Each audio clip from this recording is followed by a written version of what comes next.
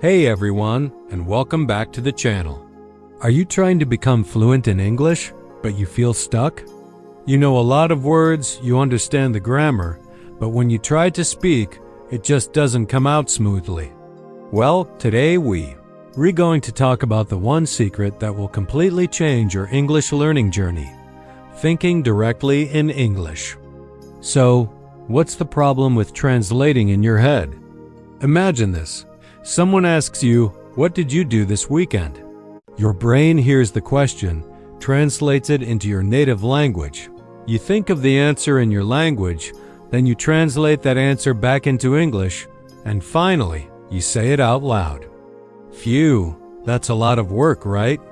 This four-step process is why you pause, why you say and a lot, and why conversations can feel so tiring.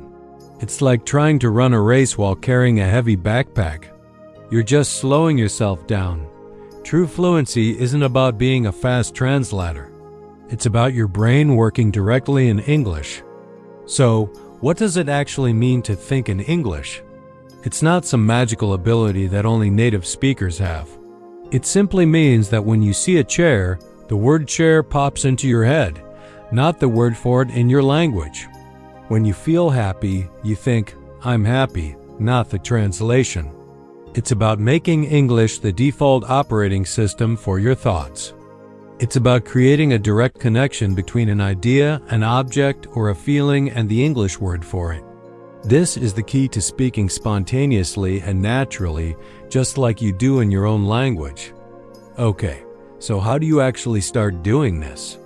It sounds difficult, but I promise it's easier than you think. You just need to start small and build a habit. Here are some practical steps you can take today. First, start with single words. Look around your room right now. See your bed? Think bed. See your lamp? Think lamp. See your window? Think window. Don't translate. Just name objects in English in your head. Do this for a few minutes every day. You can do it on your way to work, while you're cooking, or when you're at a coffee shop. Just look around and start labeling your world in English. Once you're comfortable with single words, move on to simple sentences. Describe what you are doing, but keep it super simple. For example, right now I could think, "I am talking to the camera. I am explaining a concept. The lights are bright." If you're making breakfast, think, "I am making coffee. I need milk. This toast is hot." It's like narrating your own life, but silently, in your head, using very basic English. Don't worry about perfect grammar at this stage. The goal is just to get the thoughts flowing in English. Next, try using an English-to-English dictionary. When you find a new word, don't look up its translation. Instead, look up its definition in English. This forces your brain to stay in English mode. It helps you understand the new word in context and connect it to other English words you already know, building a stronger network of vocabulary in your mind instead of constantly referencing your native language. Another powerful technique is to change the language settings on your phone, your computer, and your social media apps to English. You'll be surrounded by English all day long. You'll learn words like settings, notifications, and compose without even trying. This constant exposure makes English a normal part of your daily life and helps you start thinking in it naturally. Finally, when you're ready, start a journal or a diary in English.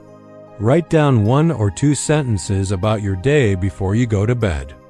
"Today was a good day. I learned how to think in English. I feel excited." It doesn't have to be a masterpiece.